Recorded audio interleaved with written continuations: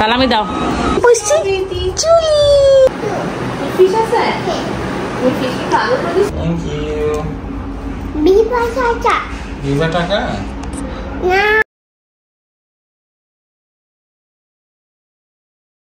আসসালামু আলাইকুম এভরিওয়ান, সবাই কি খবর, কেমন আছেন? চলে আসলাম নতুন একটি ব্লগ নিয়ে, ঈদের ব্লগ। আর সবাইকে অনেক অনেক ঈদ মোবারক, ঈদের অনেক অনেক শুভেচ্ছা।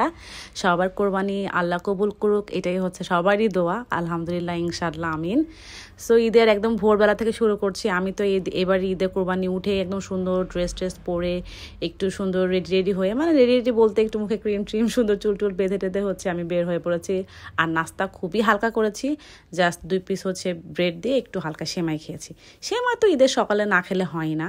তারপরে আমার জামাইকে হচ্ছে যে ডিম মানে পাউরুটি দেন হচ্ছে সেমাই দিয়ে, তারপর 1 কাপ চা দিয়ে বললাম দাও এখন আমাকে সেলামি দাও, তোমাকে সুন্দর করে চা বানিয়ে নিয়ে এসেছি।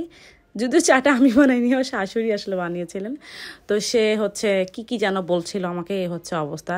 আর বেচারার অবস্থা বহুত কাহিল, মানে খামারে থেকে গরু টরু নিয়ে এত ব্যস্ত থেকে পুরো মানে খুবই ক্লান্ত। তারপর ভাবলাম যে এখন তো মেয়েকে উঠিয়ে দিতে হবে, ওকে ঘুম থেকে উঠালাম। উঠে একটু মর্নিং একটু সকালে কয়টা ফিশ ফিশ আছে? তুমি ফিশ কি আদর করে দিছো? না, আদর করা যাবে না। কামড় দিবে? ঠিক আছে, আদর করা যাবে না, এমনি দূর থেকে বলে দাও ফিশ আদর। ফিশ কি করে আনাবিয়া? ফিশ কি করছে? আর যে ভিডিওটা দেখলেন আনাবিয়া আর আনাবিয়ার ফুপ্পি, আসলে দুজনের কনভারসেশন, মানে কি যে বলছে আনাবিয়া, ফিশ বলছে, সে বলছে এটা নাকি ফিশ নাকি নিন্নি করছে, এত ফিশ, কত ফিশ, কি যে বলছে সে। Thank you. Viva টাকা? দাও, থ্যাংক ইউ মামি। মাশাআল্লাহ মাশাআল্লাহ, দাও, থ্যাংক ইউ।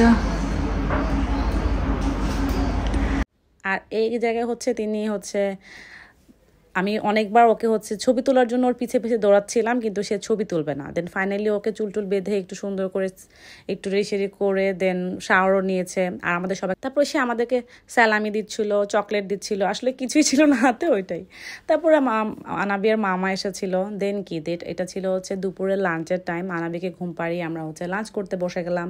ফার্স্টে টিপে আমার শাশুড়ি হচ্ছে কলিজা রান্না করেছিলেন, আর আমার জন্য চিকেন। তারপর এই যে নাস্তা করলাম, সরি নাস্তা না, দুপুরে লাঞ্চ করলাম। করে তারপরে আমার শাশুড়ি বললো যে যাও একটু রেডি হও, মার বাসায় গিয়ে মাংস দিয়ে আসো। মেনলি হয় কি, প্রতিবারই আমি আর আমার জামাই দুজন মিলে হচ্ছে বাসায় যাই, আম্মুর বাসায় লাস্টে যাই, একদম শেষের দিকে গিয়ে মাংস দিয়ে ওই দিন আমি থাকি, দেন 2-1 দিন থেকে দেন বাসায় ব্যাক করি। তো আমার জামাইয়ের অবস্থা খারাপ ছিল। দেন আমার শাশুড়ি বললো যে যাও তুমি মাংস দিয়ে আসো, পরের দিন হচ্ছে তুমি পাপ্পুর সাথে যেও। তো সেটাই হলো, আমি গেলাম আর আমার কাজিন যে হেমা, আমরা দুজন মিলে হচ্ছে মাংস দিয়ে আসলাম। আমার মেয়েকেও নিয়ে গিয়েছিলাম। আর সে দেখুন কি ভাব যে নিচ্ছে, মাশাল্লাহ, ওকে অনেক অনেক মাশাল্লাহ বলবেন। আমি খুব সিম্পল একটা কুর্তি পরেছিলাম, যেহেতু এত পরিমাণে গরম, সো ভাবলাম যে না, এটাই বেস্ট হবে, একটা সিম্পল কুর্তি আর হোয়াইট সালোয়ার প্যান্ট দিয়ে হচ্ছে আমি পরে গিয়েছিলাম। আমাদের বাসায় তো অনেক মেহমান এসেছিল, সব কাজিনরা, মামা মামি, চাচা চাচি, দেন খালামুনি এসেছিল। আর এটা হচ্ছে আমার খালামুনির মেয়ে রুহি, ও তো মাশাল্লাহ অনেক অনেক কিউট, অনেক লক্ষ্মী একটা বাচ্চা। আর আমার আনাবি ওদের সবাইকে পেয়ে তো মহা খুশি, এত পরিমাণে গল্প করেছে আর এত খেলেছে মেয়েটা আমার, মানে সে খুশি যে তার একটা বান্ধবী হয়েছে, যদিও বান্ধবী না, এটা হচ্ছে তার আন্টি। এত পিচ্ছি একটা বাবু হচ্ছে তার আন্টি। সে তো কনফিউজড হয়ে গিয়েছে, যে সে তো বলছে বারবার যে বেবি। আর এই যে আমার সব কাজিনরা হচ্ছে বসে হচ্ছে, তারা হচ্ছে টিভিতে কি স্টোরি দেখছে, কার্টুন দেখছে, যেটা হয়। আর একজন তো খেলতে বেচারা ক্লান্তই হয়ে গেছে, সে এই জন্য মিটি হাসছে। এই হচ্ছে অবস্থা। আম্মুর বাসায় ঈদের ভাইবসটা একটু অন্যরকম থাকে, কারণ অনেক মানুষ থাকে, মেহমান থাকে। তো তারপর আবার ব্যাক করেছি বাসায়। এসে চাটা খেলাম, একটু নাস্তাপাতি খেলাম। তারপরে আমার খালা শাশুড়ি এসেছিল রাত্রেবেলা, তো আমি তাদের জন্য নাস্তা রেডি করছিলাম।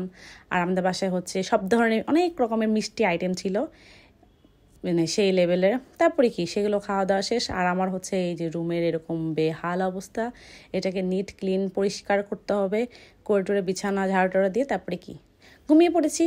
আর এটা হচ্ছে পরের দিন সকালে আমার দেখুন ননাস বলা যায়, ঠিক আছে, যাকে আমি কাজিন বলছিলাম, সে আমার শাশুড়ি আম্মাকে এত সুন্দর করে মেহেদি লাগিয়ে দিয়েছে। আমি তো বলেছি আমাকে নেক্সট টাইম মেহেদি উঠে এভাবে না লাগিয়ে দিলে তো খবর আছে। আর আমার মেয়ে সে একদম ফুললি রেডি, সে নানি বাসা যাবে। সে রেডি মানে এখন আমাদের বের হতে হবে। সে বিভা বলে বলে মাথাটা একদম আমার শেষ করে দিয়েছে। তো আমি, আমার জামাই আর আনাবি রেডি হয়ে চলে গেলাম। এই তো নেক্সট পার্ট আবার দেখবেন ইনশাআল্লাহ খুব সুন। বাই।